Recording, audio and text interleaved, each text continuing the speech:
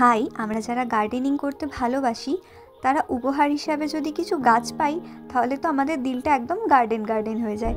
তো কিছুদিন আগে আমি অনেকগুলো গাছ গিফট পেয়েছি। এগুলো সবই ইনডোর গাছ, তবে বেশিরভাগ গাছই কিন্তু জলে রাখা যায়। তাই জন্যে ভাবলাম তোমাদের সাথে শেয়ার করি যে কোন কোন গাছ তোমরা জলে রাখলে ইজিলি গ্রো হবে। প্রথমেই দেখো এই সিঙ্গোনিয়ামটা। এই গাছটার সাথে কিন্তু আমরা কম বেশি সবাই পরিচিত।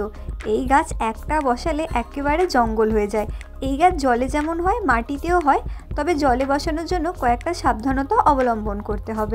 এই সাবধানতা কিন্তু শুধু সিঙ্গোনিয়ামের জন্য না, যে কোনো জলজ গাছের জন্যই।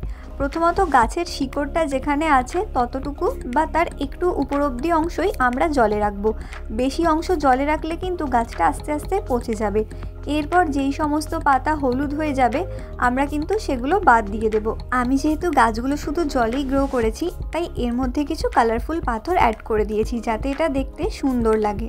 এই গাছের কিন্তু অনেকগুলো ভ্যারাইটি আছে, আমার কাছে আপাতত এই একটাই আছে, বাকি ভ্যারাইটিগুলো জোগাড় করলে আবার তোমাদের সাথে শেয়ার করব। নেক্সট দেখো পার্পল হার্ট। এই গাছে কিন্তু খুব সুন্দর ফুল হয় আর এই গাছটা হ্যাঙ্গিংয়ের জন্য একদম বেস্ট। তোমরা চাইলে এটাকে মাটিতেও রাখতে পারো, তবে আমি কিছু কাটিং রেখেছি জলে। মাত্র কয়েকদিন রেখেছি তার মধ্যেই দেখো শিকড় আসা শুরু হয়ে গেছে। এই গাছের এই একটা ভ্যারাইটি আমার জানা আছে, তোমরা যদি অন্য কোনো ভ্যারাইটি জানো কমেন্ট করো। এটা হচ্ছে স্পাইডার প্ল্যান্ট। এই গাছটারও কিন্তু অনেকগুলো ভ্যারাইটি আছে, তবে আমি সবে একটা ভ্যারাইটি দিয়েই শুরু করছি। এই গাছটা মাটিতে জলে সব জায়গাতেই হতে পারে, তবে তোমরা যারা মাটিতে বসিয়েছো একটা জিনিস খেয়াল রাখবে যেন ওভার ওয়াটারিং না হয়ে যায়, না হলে কিন্তু এই গাছটা আস্তে আস্তে পচতে শুরু করবে। এটাও দেখো স্পাইডার প্ল্যান্টের মতোই একটা গাছ। এই গাছটা আমি জলে রেখেছিলাম, অনেক শিকড় হয়ে গিয়েছিল, এর জন্য আমি কয়েকটা ডাল মাটিতে বসিয়ে দিয়েছি, আবার কয়েকটা ডাল রেখে দিয়েছি জলে। খুব তাড়াতাড়ি কিন্তু এটার মধ্যে শিকড় চলে আসবে। নেক্সট এটা হচ্ছে কয়েন প্ল্যান্ট। এই গাছটা না 2-3 দিন ধরে রোদে ছিল, এই জন্য দেখো পাতাগুলো আস্তে আস্তে পুড়ে গেছে, না হলে কিন্তু এই গাছটার গ্রোথটা খুব ভালো হয়েছিল আর পাতার সাইজগুলো অনেক বড়। শুধুমাত্র জলে রাখলেই কিন্তু এই গাছের আর কোনো বিশেষ যত্ন নিতে লাগে না। নেক্সট সেটা হচ্ছে চাইনিজ এভারগ্রিন। চাইনিজ এভারগ্রিন বা যে কোনো অ্যাগ্লোনিমা গাছ তোমরা যদি জলে রাখো কয়েকদিনের মধ্যেই দেখবে এভাবে শিকড় আসা শুরু হয়ে যাবে আর খুব সহজে এই গাছগুলো জলে গ্রো করা যায়।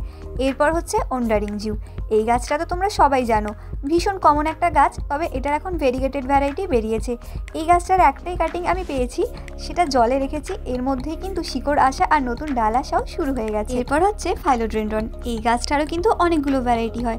আমার কাছে আগে কয়েকটা ভ্যারাইটি ছিল, যখন নতুন নতুন বাগান করতাম তখন তো যত্নটা জানতাম না, তাই মরে গেছে। আর এখন যা দাম তাই আর কেনা হয় না, তবে আমার কাছে আপাতত এই একটা ভ্যারাইটি আছে। এগুলো হচ্ছে বিভিন্ন ভ্যারাইটির পথস। তোমরা অনেকেই এটাকে মানি প্ল্যান্ট বলো, আমিও বলি মানি প্ল্যান্টের মতোই, তবে এগুলো হচ্ছে একটু ভ্যারিগেটেড বা পথস ভ্যারাইটি। তোমাদের অনেকেরই কিন্তু একটাই কথা থাকে যে মানি প্ল্যান্ট জলে গ্রো করছে না বা শুকিয়ে যাচ্ছে। তোমরা যখন এই গাছের কাটিং জলে রাখবে শুধুমাত্র শিকড়টাই যেন জলে থাকে, অর্থাৎ জলে অন্য কোনো পাতা বা বেশিরভাগ ডাল যেন না চলে যায়, তাহলেই কিন্তু আস্তে আস্তে সেটা পচতে শুরু করবে বা কালো হয়ে যাবে। এবার দেখাবো নর্মাল মানি প্ল্যান্ট। এটা তো তোমরা সবাই দেখেছো, চারিদিকে হয়েই থাকে। এই গাছ জলে রাখার পর যখন দেখবে নতুন সাদা সাদা শিকড় হওয়া শুরু হয়েছে তখন বুঝবে যে গাছটা গ্রো করা শুরু করেছে। নেক্সট হচ্ছে ডাইফেনভেকিয়া। এটাও একটা খুব সুন্দর ইনডোর প্ল্যান্ট আর এটা খুব সহজেই গ্রো করে। আমি জলে রেখেছি 3-4 দিন হয়েছে, তার মধ্যেই দেখো নতুন নতুন পাতা আসাও কিন্তু শুরু হয়ে গেছে আর আগের পাতাগুলো এখনও খুব সুন্দর সতেজ রয়েছে। তোমরা এই গাছটা যদি মাটিতে করতে চাও বালিতে বা ঝুরঝুরে মাটিতে এর কাটিং বসাতে পারো। এরপর দেখো স্নেক প্ল্যান্ট। আর এই সাদা শিকড়গুলো দেখে তোমরা বুঝতেই পারছো যে জলে কিন্তু এটা গ্রো করা শুরু হয়ে গেছে। যে কোনো ইনডোর প্ল্যান্টই খুব ভালো এয়ার পিউরিফায়ার কিন্তু কাজ করে, আর যারা জলে গাছ বসাবে তারা কিন্তু 3-4 দিন ছাড়া ছাড়া এই জলগুলোকে পাল্টাতে থাকবে।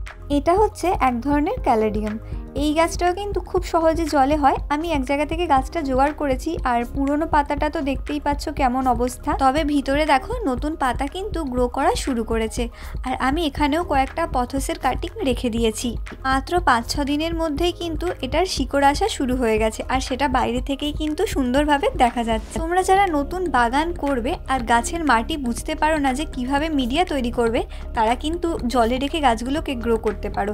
নেক্সট হচ্ছে বাস্কেট প্ল্যান্ট। এটার কাটিংও আমি জলে রেখেছি, পাতা বেরোলে তোমাদের দেখাবো। এই হচ্ছে লাকি বাম্বু। এই গাছের কাটিং আমি অনেকজনকে গিফট করেছি। কয়েকদিন আগে এর মাথাটাও কেটেছিলাম, দেখতেই পেলে ওখান থেকে নতুন দুটো ডাল আসা শুরু হয়েছে।